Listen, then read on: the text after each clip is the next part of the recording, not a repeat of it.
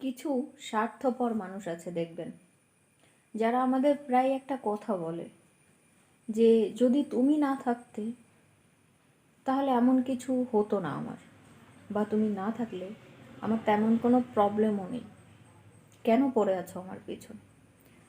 তো সেই মানুষগুলো হয়তো একটা জিনিস বোঝে না যে গুরুত্ব কমিয়ে দিলে, যে কোনো জিনিসের প্রতি যদি গুরুত্ব কমিয়ে দেওয়া হয় তাহলে সেই জিনিস আস্তে আস্তে কিন্তু নষ্ট হয়ে যায়। সেটা হতে পারে গাছপালা, সেটা হতে পারে পশু পাখি, ধরে নাও সেটা হতে পারে যে তোমার স্বাস্থ্য, তোমার শরীর, তোমার মন, এমনকি সম্পর্ক।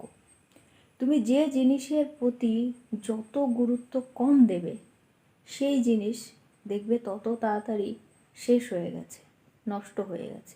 যে কোনো জিনিস হতে পারে। আর কিছু মানুষ আছে যারা এই জিনিসটা চায় না।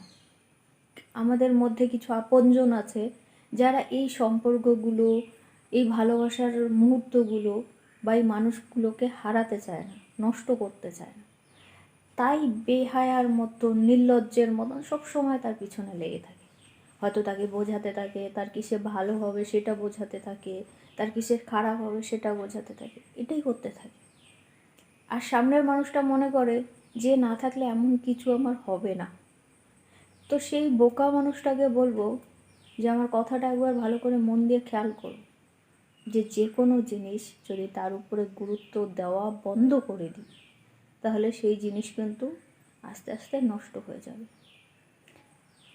এবার সেইখানে তোমার বোঝা উচিত যে তোমাকে কেউ গুরুত্ব দিচ্ছে, বোঝাচ্ছে, মানে তুমি একজন লাকি মানুষ। আর তাকে সম্মান করতে শেখো, তাকে ধরে রাখতে শেখো, কারণ সে যখন তোমায় ছেড়ে দেবে তখন তোমার বিনাশ খুব তাড়াতাড়ি শুরু হয়ে যাবে।